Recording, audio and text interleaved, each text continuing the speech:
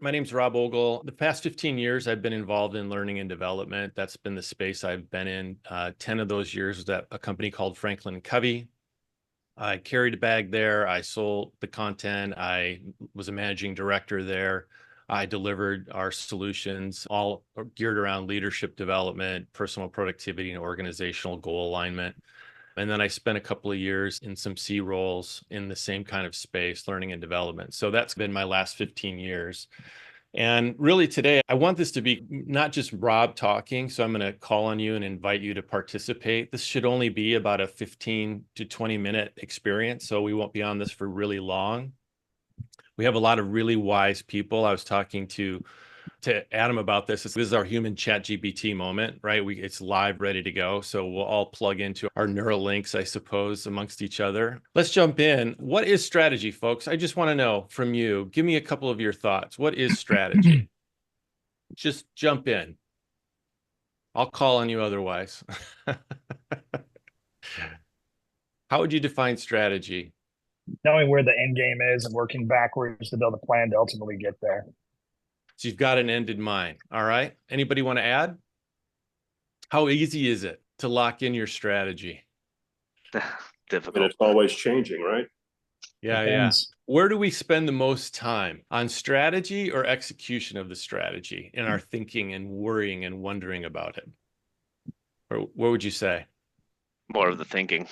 Execution simple once you figure it out. Yeah. I think it's like 80-90% of the time is spent on strategy and hardly any on execution. I can't tell you how many companies I've met with that wanted to figure out how to do better at executing against their strategy, and how often by January they lay out the strategy. If you've been with publicly traded companies, I know we have a lot of entrepreneurs here, but the publicly traded companies, they'll throw out their strategy in January, February, and it's a big deal. And then by March, nobody remembers what it was, and you never hear about it again. That is a perfect example for me as to what goes wrong with strategy. But strategy is not easy, right? It's also about choices. And it's being very selective about your choices, right? Because depending on what direction you go, it's going to steer your entire organization. And you need to be really careful about this. My comments today really aren't going to be so much about how do you figure out your strategy. It's going to be more on the how do we execute it side of things. But does anybody have any thoughts about this? How easy is it for those of you who've gone through a strategic planning, maybe just 4 or 5 months ago, you've laid out your strategy. How hard was it to narrow things down and to just a select few things as far as your strategy went? Tell us about the struggle. To me, it's you're going to have several components to a strategy, right? And each component's going to have a strategy unto itself. And I think when you look at each one of those, I think like today, you said it early on, we're going to keep this to 15 minutes. So I think if you overthink it and you go into these 1 and 2 and 3 hour sessions, you just blow it right there. To me, alcoholics can get sober in an hour. So that's been my standard barrier. We're going to have a meeting today and it's going to be in half an hour max and we shut it down. I don't care where we're at it. So I think you can overthink it and almost ruin your end game, so to say. So I think the trick is to keep them short, concise, and take action at some point. Yeah, are you bolted down to your strategy for time and all eternity? No, rarely, right? You may spend some serious dollars to help that strategy take place, and we'll talk about that. And that obviously could put you in a rut. And when I say a rut, once upon a time ago, people took horse and buggies across the ground, and they would create these ruts from the wheels. And if you got in a rut, it might take a long time to get out of it because they were really deep. And that can happen with our organizations as well. But we don't live in those times. So we have the ability to flex and move a lot faster. And I really appreciated what you said, Roger. And I thought immediately of Adam, right? Adam's like action, action. And so let's get going. So just thinking about strategy, this is from a book called Play to Win. There's 5 pretty good questions here that is a cascade, right? And why is it a cascade? Why do you think it has it set up as a cascade? Looking at that first question. Once you define it, what happens? Think about your team, and they'll eventually do the exact same exercise to try to help win the overall aspiration of the company. Yeah. The ideas just flow. Once you have them at the top, they just begin to flow. The smoother, or the better the ideas, the smoother they flow back down to the rest of the teams. That's right. That's right, Michael. That's great. So as soon as you choose that thing, everything else now starts to fall into place, right? Into what's the next thing we're going to do, because that's our target. At Franklin Covey, we used a solution called the 4 Disciplines of Execution. I don't know if you're familiar with that book. I'm going to talk a little bit about it today. There are things I really love about it, and there are things that I think they've just made too much of. So I'll just talk about things I really love about it. But it's really more around picking something, your BHAG. We have a tendency to pick way too many things, right? 1 to 3 goals, you're going to land one of them, unless you just don't do anything. If you have 3 to 5 goals, you might get 1, maybe 2. But a lot of organizations have 5 to 10 to 20. I remember walking into a plant at John Deere. The general manager for that plant, he had a card from his leadership that he had to report on every month. There were like 25 goals. He's not going to land any of those. So we did some work to just narrow in on 1 to 2 that would then help everything else align to it. And I'll show how that looks in a minute here. I'll give you an example. We used to teach a course. It was just a class. That's what we did, one thing at a time. And every quarter we'd have a fire sale, and everybody knew just wait to buy this stuff at the end of the quarter. So our winning aspiration was to win hearts and help people. We believed everybody could be a leader, all those things. But what we realized was we needed to switch over our thinking so that we could scale better, but it was going to hurt for a little bit. We decided to switch over to a subscription model. So instead of spending $400 for one person in your organization, now that person could have access to all content for $300. It was a major shift. People were freaking out because some really big organizations were spending a couple $1 million a year on our content, and it was going to cut their revenue in half. But what else it would do to help us win, because we were having to constantly resell and get new clients every year. Obviously, you're all familiar with a subscription model. If we could do 2 to 3 year subscriptions, we didn't have to start over every year.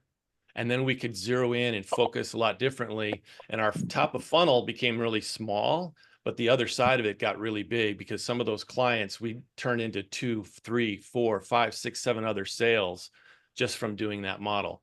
So our strategy was a big deal. It hurt for a while, but it was something that made all the difference for us. And then we had, of course, align our organization. We had to teach our salespeople how to sell completely differently.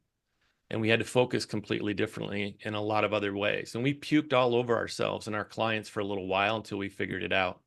Linking strategy and execution. This is just a quick overview. We have mission, vision, strategy, right? Not everybody has a mission. Not everybody has a vision that they've declared. They've just got a strategy. But just as a reminder, your mission, it's your purpose. It's why you exist, your unique value proposition. And then your vision is, what's the future look like for us here? Where are we going? Adam's a visionary. You've got that constantly going on in your mind, right? That's typically a 5+ year horizon. Where are we going? And then you have your strategy. That's typically 2 to 5 year plan to move things forward towards your vision, right? The part that really matters, though, is the execution piece. And I think execution happens under a year. It's usually something in the next 6 months. We really zeroed in on so that we can nail that thing in the next 6 months at most. Beyond that, people can't really think. It's too far out. And now there's a lot of arguments out there saying it should be quarterly at the most. Like your whole year should be a quarter. And I think there's a strong case for that. Some would even say 30 days. The whole goal is, how do we move things forward? People often think that execution is stroke of the pen things. Let's work on our strategy. We're going to execute on this. And then it's a strategic acquisition, right? They buy a building, some new equipment. That involves nobody. That's a pen and a piece of paper or a wire transfer, and done. Then you have your whirlwind or your day job kind of life, where you're measuring just the KPIs of your organization, whatever those things are. All really important. But again, how does that help you really win? Everything in how you win is going to involve this middle section, the goals that you set and how you're going to involve your people. So goals could be increasing sales, right? Making less mistakes in the manufacturing facility. For John Deere, it meant getting their tractors out on time. It was all kinds of different things. But then it was, okay, what are we going to do with that to help ensure that we continue to win at the front line? How do we get people involved? I was thinking about Payless Shoes wanted to increase their sales. And the way that it doesn't work to get your front line involved is to dictate to them what they're going to do every day on whatever the goal is. There's no energy there for them. What's the buy-in? They're just being told what to do. They'll do it for a little bit, but then it'll end. How do you hand over to your front line, the people that are doing the work, the what to do so that they can make those decisions and it's theirs? It's like your kids at home. If you tell them, it's different than if you invite them and then they come up with their own ideas and now they've got energy around it and they'll stick to it. And if it's wrong, they'll find out and they can make adjustments. So Payless went out to all their stores and they said, here's our BHAG for the year. We need to increase sales by X. So they went to the teams and they said, what are you going to do to help win the goal based on what you're responsible for? And so the frontline stores, they gave them like 10 different potential goals that they could go after. But there was one store that had a different idea. They noticed that when a mom comes in with like 3 or 4 kids, it's very difficult for them to go find shoes. Once they asked what size shoe the kid wore, they went and grabbed 2, 3 pairs, facilitated all of their sales significantly. That store did better than any other store. They brought in multiple pairs of shoes, and had management said, this is what you're going to do, they wouldn't have done it. It just wouldn't have happened. So they made the choice.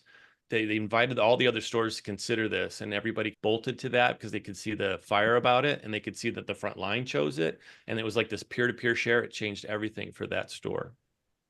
So as you think about your strategy and you think about the goals, asking that front line, what's the thing that will move the needle the best? If it's in customer service, if it's in the sales role, whatever the thing is, getting their buy-in and letting them know they have a seat at the table. Now, does that mean that they should choose completely everything? No. I would say this, as leaders, you should veto where something's really wrong, but don't dictate where you shouldn't. And sometimes what happens with leaders is they see already that the choices that they're making may not be right, and they can see that. What I would invite you to do is let the energy of their decision making stay with them and let them make a decision. If it's wrong, they'll find out, and then they can find out versus you telling them that they're wrong. It's a big psychological change right there. So just any thoughts here, or any yeah buts, or yes and that's why this works? I'll just pause and I'm almost done here.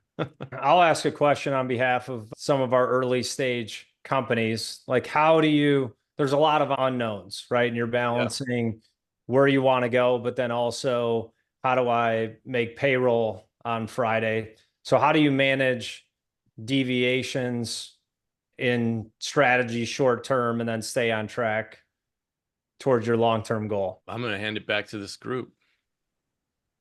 What do you guys think? How do you deal with it? Adam, thank you so much for asking that question, because that was a pressing question on my side as well.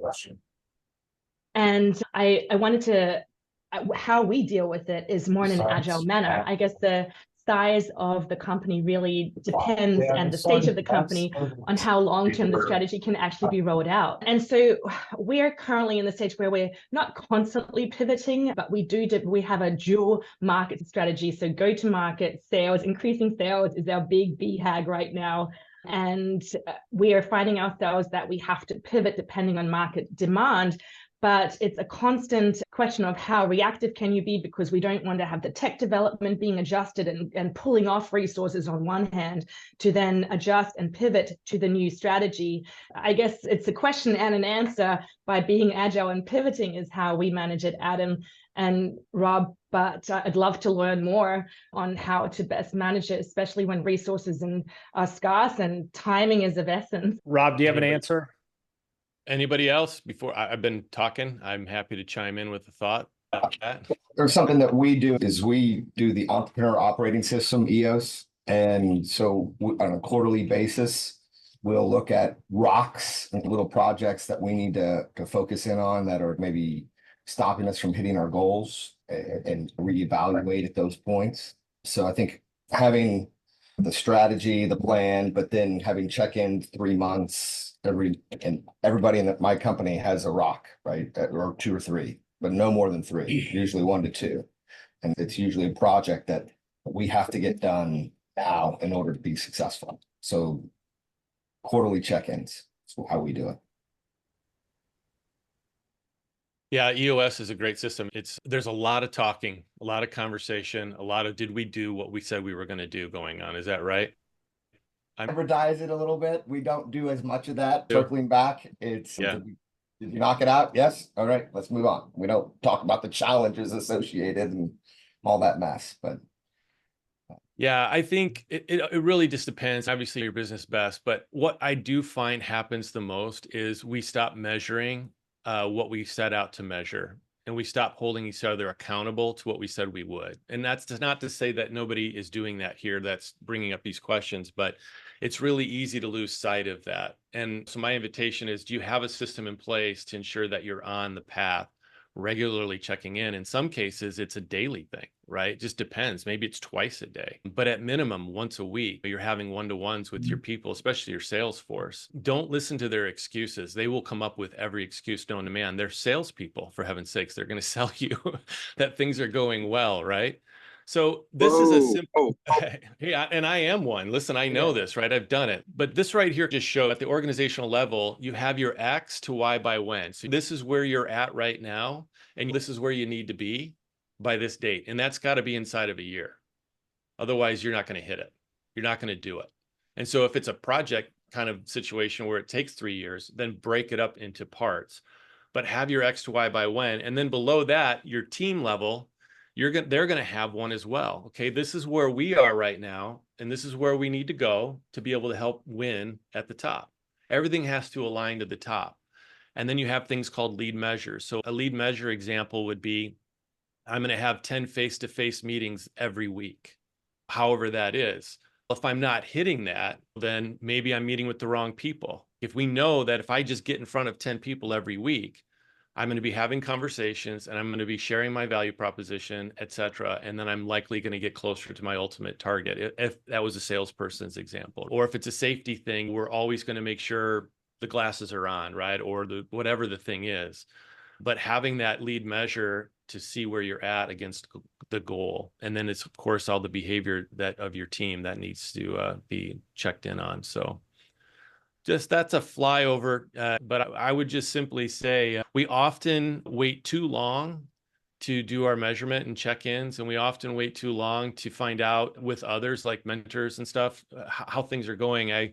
You're all familiar with that book, Think and Grow Rich. I'm sure you've read it. I don't know if you remember that story at the beginning where the guy wanted to go out west and he wanted to go pan for gold, and he sold everything, bought all this equipment, went all the way out there, and he worked and he worked and he dug and he dug, and he just never really got anything. He hit one spot pretty good, but then that was the end of it. And then he ended up selling all of his equipment to this old junk guy who just happened to know a little bit about finding gold. And he went back and he found the vein, and it was 3 feet from where the other guy was digging. That's where the gold was. And he just nailed it. And oftentimes we're within just 3 feet of where we're supposed to be. But we get just a little bit too much like this, asking others, having the courage to admit maybe you're wrong, being willing to change, as you talked about, having the agility to be able to go, okay, hey, this isn't working. And how do we know it's not working? We've measured it. We show, like, I'm going on 10 face-to-face every week and I'm not getting anywhere. Something's wrong. It's probably either A, the people that you're calling on, or it's maybe you've got a skill set issue that you're working on. That was great. Thank you. And just to speak to, again, some of the startups and really any company, you have your overall company strategy, but then speaking to founders, I know Mike can attest to this, they all want sales and capital, right? That's the only thing that startups need or think they need, but it really boils down to obsession with the customer. I know Jeff Bezos talks about this, and there's really 2 ways to sell people. One is to take something away that they don't want, or the second is to give them something that they don't have. That's really what you're doing. You're problem solving, taking something away or giving them something that makes their job more efficient. And so when setting a strategy, have your overall company strategy, but then find the number one constraint. If it's sales, then that is your focus. You can break that down into smaller strategies for each thing that you're trying to solve for. So if it's sales, operations, technology, whatever it is, identifying that number one constraint, because otherwise you're starting a lot of different efforts of strategy, and you end up doing a lot of things not very well. Appreciate you sharing, Rob. Yeah, I just was thinking about one more thing when you were sharing that. Learning to say no. You have got to decide what you're going to say no to. Steve Jobs was big on that, but I remember there was an investor meeting with Tim Cook, if I'm not mistaken. This is years ago, where he basically made this comment. What the tables were pretty big, and he said pretty much all the things that Apple can make can fit on this table right here in front of us.